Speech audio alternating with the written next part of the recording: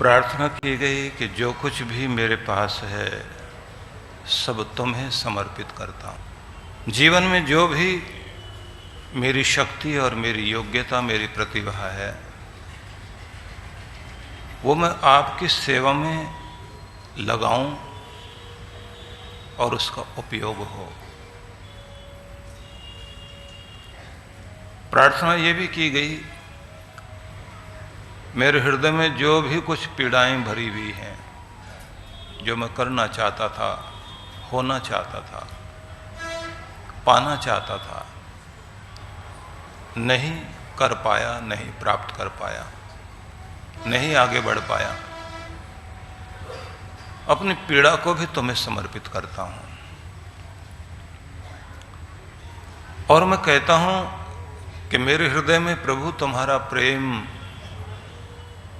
एक ज्योति की तरह जागृत हो और वो हमेशा जलता रहे, वो ज्योति जागृत रहे। मैं अपने माध्यम से आपका आशीर्वाद पूरी दुनिया तक भेज सकूं, मैं वो जरिया बन जाऊं, माध्यम बन जाऊं तेरी कृपाओं को दुनिया में पहुंचाने के लिए।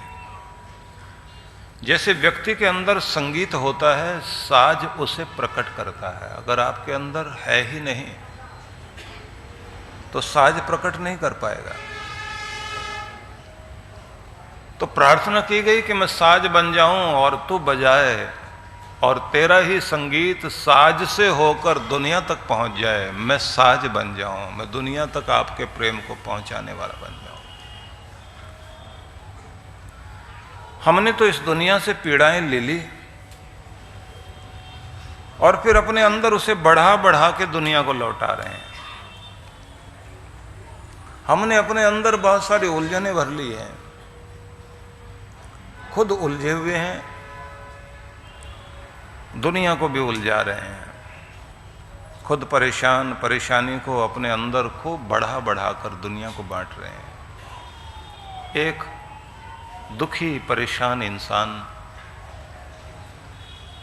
जहां रहता है खुद अकेला दुखी रहे ऐसा नहीं, पूरे घर को दुखी करेगा, अपने जानने वालों को दुखी करेगा और जहां जहां तक विचरण करेगा वहां तक दुख बांटता हुआ चलेगा।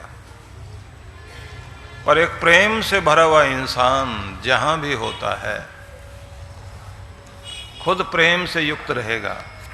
जैसे छोटे बच्चे में प्रेम अपार होता है, लेकिन उस अपार प्रेम को वो अपने अंदर भी रखेगा। और बच्चों को आप देखते हैं जैसे वो बोलता नहीं, गाता है। उसकी आवाज, उसका बोलना नहीं होता, जैसे गा रहा है। प्रेम गीत बन जाता है। वो अपनी बुआ का नाम लेगा तो बुआ का नाम बोलने में, उसके संबोधन में भी गीत भर जाता है। तो वो जहां हैं, जितने लोग हैं, सबको थोड़ी देर के लिए प्रेम से भरपूर कर देता है, क्योंकि यही रूप लेकर हम दुनिया में आए थे। दुखद स्थिति है कि समय बीतता गया और हम अपनी उपलब्धियां, परमात्मा से पाई हुई सारी शक्तियां, वो सब खो बैठे। इसलिए अपनी प्रार्थनाओं में उस प्रेम को प्रकट कीजिए। अपने गुरु से चित्र सामने रखकर एकटक देखते हुए उसके माध्यम से प्रकट होती हुई ज्योति, प्रेम, साहस, शक्ति, शांति, आशीर्वाद, अभ्युदय, सब चीजें प्राप्त करते हुए और प्रेम पूर्वक शांत होकर बैठकर अनुभव करें कि सब कृपाएं मेरी ओर आ रही हैं, क्योंकि प्यार भी उससे और तकरार भी उससे, आस भी उससे और विश्वास भी उससे। अपने गुरु से ही प्रेम तकरार सब रखना, आस भी रखना, विश्वास भी रखना।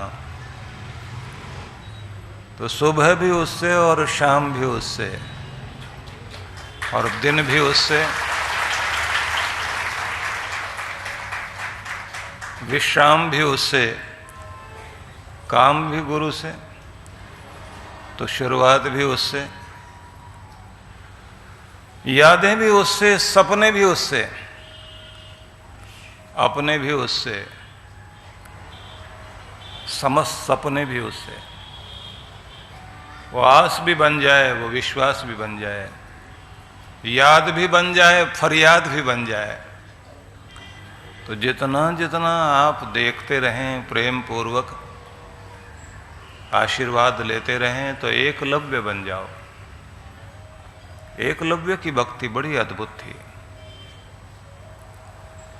अमीर लोगों ने गुरु को घेर के रखा हुआ था, द्रोणाचार्य को।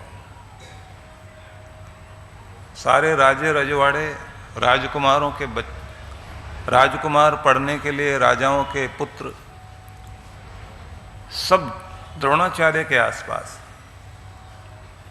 एकलव्य गया, मुझे भी आना है। तो गुरु के आसपास जो प्रबंधन करने वाले होते हैं वो बड़े कठोर होते हैं। पहले माला पहनाने वही आएंगे, दूसरे को नहीं आने देंगे। जिसके जहां चल जाए तो चलाएगा जरूर। और जो आगे होकर भी हमेशा पीछे खड़ा रहे,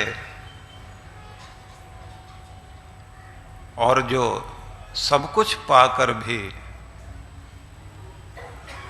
ऐसे बनकर रहे कि जैसे मेरे पास कुछ भी नहीं, अकिंचन बनकर। तो ये ध्यान रखिए, भगवान फिर सब देता है। अभी हिंदुस्तान में चुनाव हुए तो आपने देखा कि जो 15 साल से काबिज थे वो भी हिल गए, और वो भी हिल गए जिनको लगा था कि अश्वमेध का घोड़ा हमारा हर जगह सफल होकर जा रहा है। ऐसे टोपी पहनाने वाले आ गए।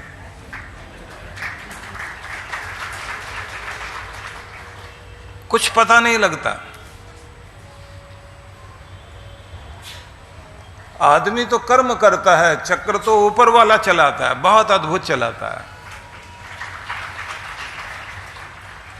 क्योंकि अकड़ना नहीं, अकड़ से बहुत पीछे हो जाओगे, क्योंकि अकड़ से पकड़ छूट जाती है परमात्मा की, गुरु की, मेहर की। अकड़ से पकड़ छूट जाएगी और नम्रता से सब कुछ मिल जाएगा, क्योंकि नम्रता ही सम्मान देती है और योग्यता ही स्थान देती है, और श्रद्धा ही भगवान देती है।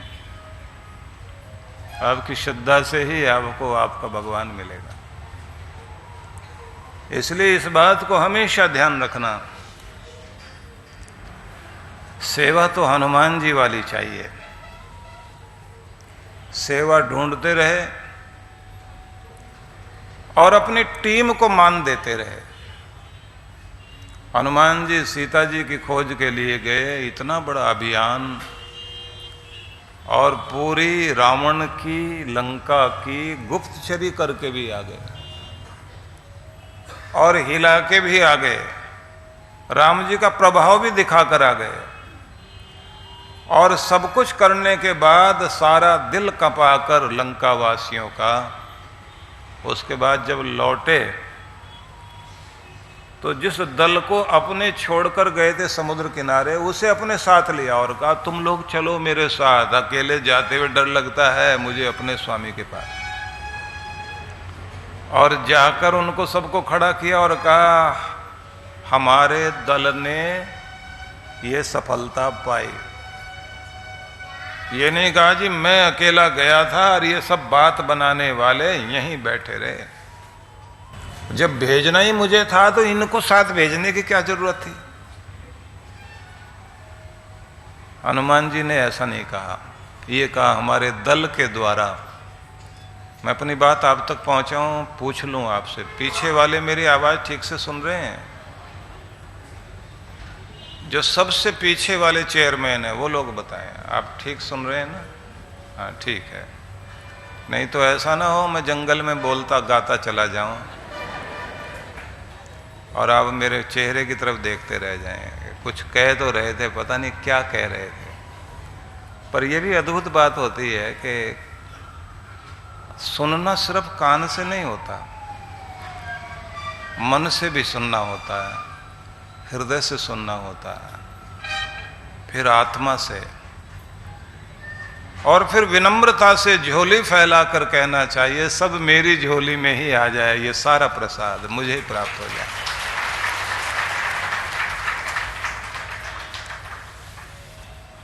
तो सेवा तो हनुमान जी जैसी होनी चाहिए, सब कुछ किया और अपने दल को आगे कर दिया।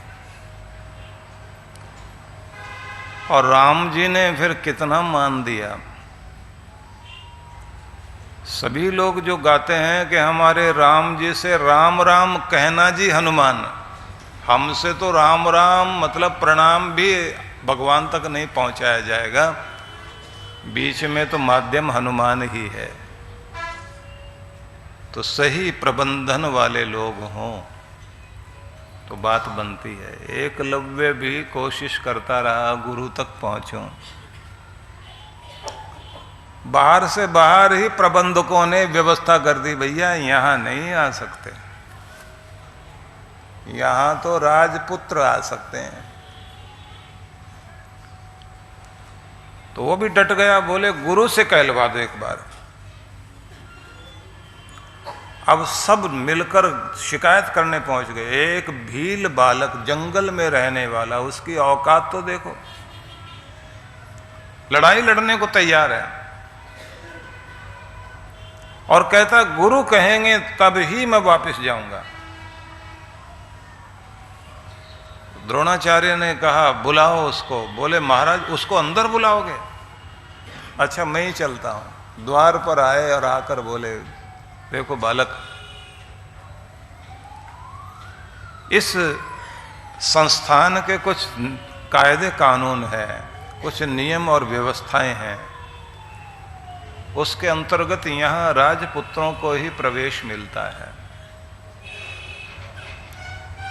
इसने कहा मैं तो आपको गुरु बनाने आया हूं और बनाने नहीं आया हूं, आप तो बने बनाए हो, अपने अंदर धारण करने आया हूं। और धारण करने भी नहीं आया, मैं तो धारण कर चुका हूं, बस आपको प्रणाम करने आया हूं। तो मुझे आप अपने पास बैठने का, सेवा करने का अवसर दे दीजिए। और सच तो ये है, मेरे दिए में थोड़ी सी चिंगारी भरने की जरूरत है। कोई पात्र हो ना तो अवसर मिलता है, चिंगारी जरूर प्रकट हो जाती है।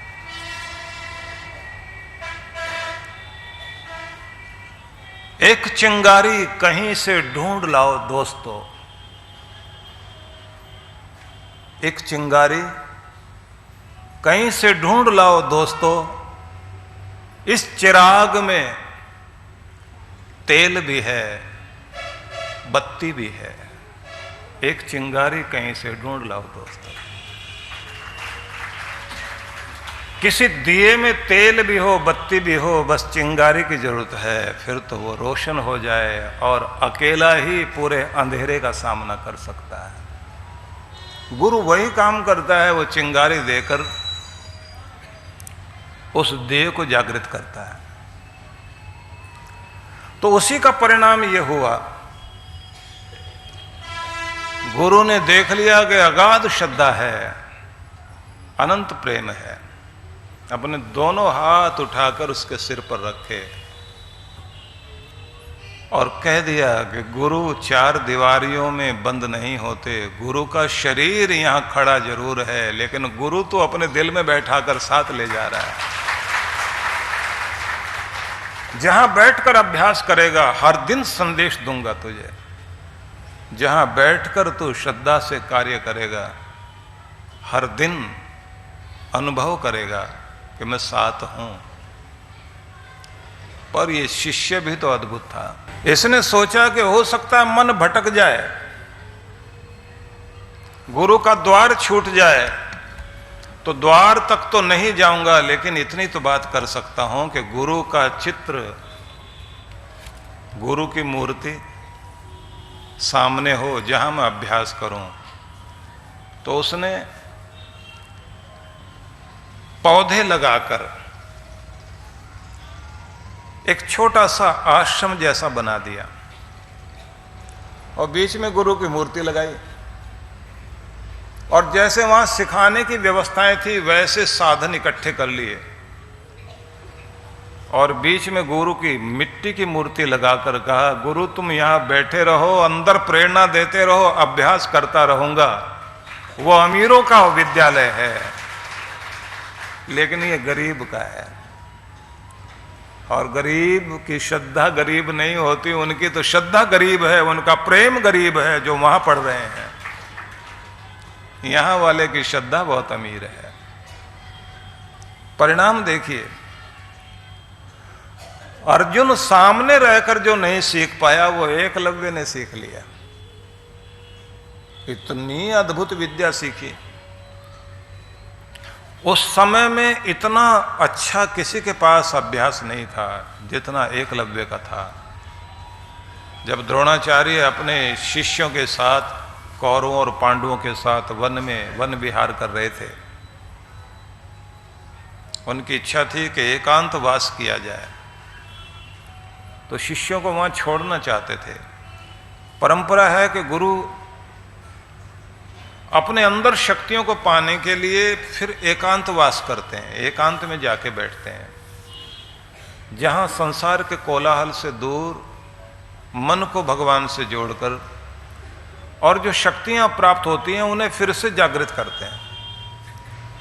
तो इच्छा हुई कि इनको यहां छोड़ के आगे बढ़ूं, लेकिन इतनी देर में जैसे मौन की यात्रा शुरू करने ही जा रहे थे,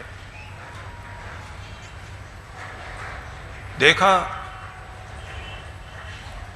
कुछ शोर हुआ है पेड़ों के पीछे से। तो इनके साथ जो सुरक्षाकर्मी थे, उनके पास कुत्ते भी थे जंगल में जाने के लिए, शिकारी कुत्ते। तो एक कुत्ते ने सरसराहट सुनकर जैसे ही भौंका,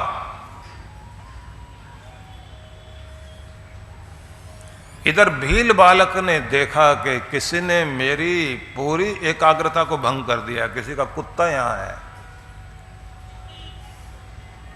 एक बार भौंका, दूसरी बार जैसे ही भौंका, इसने अपने धनुष बाण पर ऐसे बाणों को, तीरों को चढ़ाया जो झाड़ू के तिनके की तरह थे, और इतनी तेजी से चलाया कि एक साथ कुत्ते का भौंकते हुए जो मुंह खुला तो मुंह में तीर आ गए, और कुत्ता मरा नहीं लेकिन मुंह बंद हो गया। अब तो भौंक के दिखा। अब ऐसी विद्या देखकर सबसे पहला झटका जिसे लगा वो था अर्जुन, और उसने एकदम अपने गुरु की तरफ देखकर कहा, आपने दुनिया की सबसे सर्वश्रेष्ठ धनुर्विद्या मुझे सिखाई, लेकिन ये कौन है जो आपसे भी आगे निकल गया कि कुत्ते के भौंकने में जो मुंह खुला उतनी देर में तीर मुंह में आ गए, और तीर भी ऐसे कि जो घायल भी ना करें, और इसका मुंह बंद हो गया, फंस गए तीर अंदर, और मुंह खुला हुआ है। और उसने मजाक भी कर दिया कि अब तो भौंक के दिखा। द्रोणाचार्य भी आश्चर्यचकित, जानने की इच्छा हुई, और सब चलते हुए वहीं पहुंच गए। देखा एक बाड़ा सा बना हुआ है, पेड़ खड़े हुए हैं। मुख्य द्वार से होकर जैसे ही द्रोणाचार्य अंदर पहुंचे, भील बालक ने देखकर उन्हें प्रणाम किया और कहा, मुझे पता था कि दर्शन दोगे। द्रोणाचार्य आए, बोले तुम कौन? एकलव्य, ये तुमने ही कुत्ते का मुंह बंद कर दिया? बोले हां। ये तुमने किससे सीखा? बोले अपने गुरु से। अपने गुरु का नाम बताओ। बोले द्रोणाचार्य। कौन से द्रोणाचार्य? बोले जो अभी सामने खड़े हुए हैं। तो मैं, एकलव्य कहता हां आप, पर मैंने तो तुम्हें सिखाया नहीं।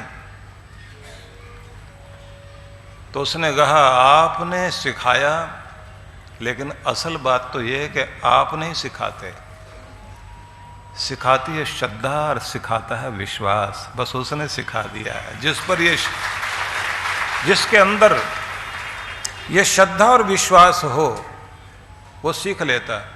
प्रोफेसर का बेटा प्रोफेसर से नहीं सीखता, क्योंकि बेटे में ना विश्वास है पिता के प्रति, ना श्रद्धा है, इसलिए वो बाप को समझता ही कुछ नहीं। जिनके अंदर श्रद्धा और विश्वास है, वो अपना हो या पराया हो, वो सीख लेता है। अब द्रोणाचार्य ने कह दिया तुमने सीख तो लिया, लेकिन दक्षिणा तो दी नहीं। परंपरा है ना, गुरु से ज्ञान लें और ज्ञान लेकर उसे दक्षिणा दें। बिना दक्षिणा का ज्ञान अधूरा। वो जानकारी तो हो जाएगी, ज्ञान प्रतिष्ठित नहीं होगा। मूर्ति तो घर में ले आओगे, लेकिन प्राण प्रतिष्ठा ना हो तो फिर उससे आपको वरदान नहीं मिल सकते। आपको ज्ञान मिला है तो ज्ञान के साथ में किसी के किए हुए को मानना बहुत बड़ी बात होती है, और फिर उसका प्रतिदान देना भी आवश्यक होता है। तो द्रोणाचार्य ने कहा तुमने दक्षिणा तो दी नहीं। तो इसने कहा कि आप जो कहेंगे, जो मेरे पास है सब आपका।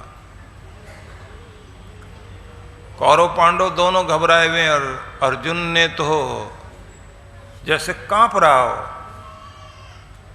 कि अब मेरा प्रतिद्वंदी दुनिया में आ गया, अब मैं कहीं टिक नहीं पाऊंगा। और द्रोणाचार्य ने मांग लिया कि अपना अंगूठा मुझे दे दो। और आप लोग जानते हैं, पहली बार दुनिया में ऐसा हुआ था कि गुरु अपनी ऊंचाई से नीचे गिरा, जिसका परिणाम हुआ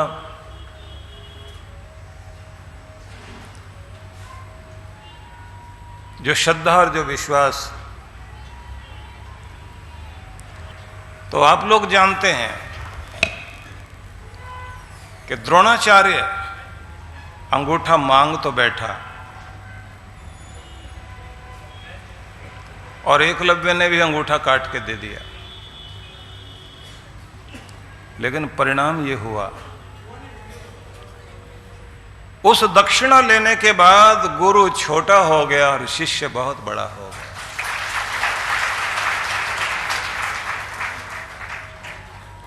उसने एक बार भी ये नहीं पूछा मैं अपना अंगूठा दे दूंगा,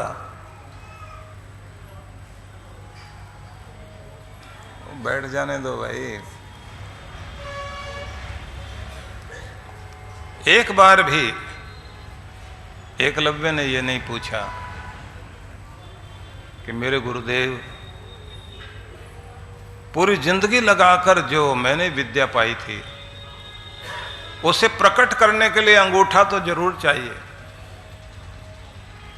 यही मांग लोगे तो मेरे पास बचेगा क्या। एकलव्य ने कोई शर्त नहीं लगाई, पूछा भी नहीं, अंगूठा काट के दे दिया।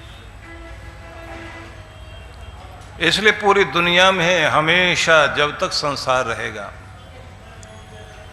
एकलव्य की गुरु दक्षिणा दुनिया में हमेशा याद की जाएगी। इतना बड़ा दान, ऐसा गुरु को मानने वाला। इसलिए जो अपने गुरु के प्रति प्रेम वाले लोग होते हैं, उनके लिए कहा जाता है कि ऐसे लोग दुनिया में कम हैं जिनके अंदर ऐसा दिए बाती जैसी पात्रता हो। गुरु कहीं से भी चलते फिरते भी मिल जाएं, कबीर को जैसे मिले स्वामी रामानंद, तो रामानंद गुरु दीक्षा देना नहीं चाहते थे, लेकिन कबीर ने ली और जिंदगी भर जितना माना अपने गुरु को, अद्भुत ढंग से माना। गुरु कर लेना, गुरु दीक्षा ले लेना एक बात है, गुरु को मानना यह बहुत बड़ी बात है। जिसकी जितनी गहरी श्रद्धा, जितना जिसका विश्वास, जिसका जितना समर्पण, वो विश्वास, वो श्रद्धा ही सब कुछ देता है। और अगर आपको श्रद्धा विश्वास नहीं, तो मैंने देखा जिन तीर्थों में लाखों लोग जाते हैं, वहां के पुजारियों को वहां के प्रति भरोसा नहीं होता। मैं पहली बार गया, उत्तर भारत का एक बहुत बड़ा तीर्थ है पहाड़ों में, और लाखों यात्री जाते हैं। अब तो वहाँ रेलगाड़ियाँ चलने लग गई हैं, तो जब ट्रेन का पहले वहाँ स्टेशन बन रहा था, तो उसके लिए जिस कॉन्ट्रैक्टर को काम दिया गया था, तो उसने मुझसे फाउंडेशन स्टोन रखवाने के लिए मुझे बुलाया। मैं वहाँ गया। उसके बाद विचार हुआ कि दर्शन करने के लिए जाएं, तो हम लोग दर्शन करने गए। तो वहाँ के जो पुजारी लोग थे, उन्होंने सबने कहा कि दर्शन करने के बाद हम लोग चाहते हैं आपका स्वागत करना। तो मैं उन लोगों के आग्रह पर उनके स्थान में चला गया। तो पुजारियों का स्थान उधर ही बना हुआ पीछे की तरफ, तो सब इकट्ठे हो गए। उनमें जो अद्भुत पुजारी थे, वो मुझे लेके अपने साथ, जिनका महत्व ज़्यादा था, जिनकी ज़्यादा चलती थी, वो अपने कमरे में अंदर लेके गए, सबसे अलग निकाल कर, और बोले वैसे तो मैं अभी यहाँ से कल ही महाकाल के दर्शन करने के लिए जा रहा हूँ, लेकिन मैं आपसे एक बात पूछना चाहता हूँ। मेरा भाग्य जाग नहीं पा रहा, मेरे घर में संतान नहीं, और मेरे पास रुपया पैसा भी कमाता हूँ, खत्म हो जाता है, बरकत नहीं है, समस्याएं पीछा नहीं छोड़ती। तो आप कुछ कृपा करो और आशीर्वाद दो।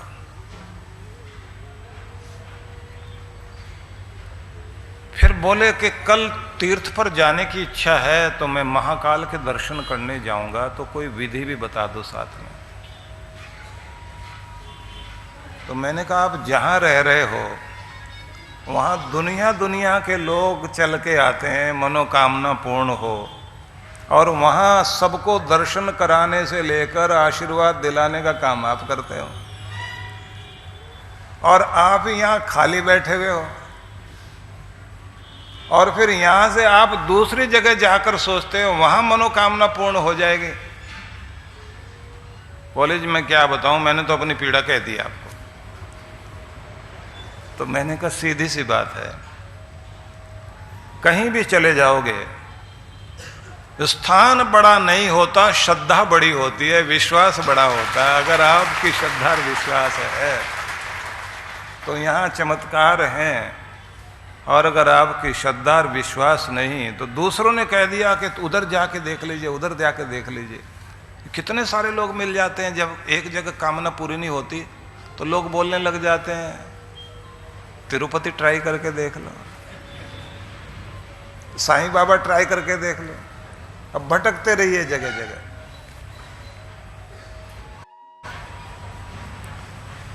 इसलिए निवेदन करूंगा,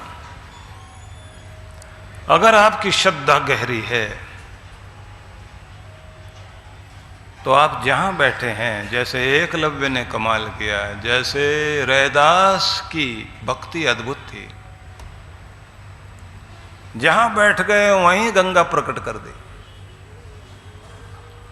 जैसे शबरी ने, गुजरात में जाएं, डांग जिले में जंगल में स्थान बना हुआ शबरी का आश्रम,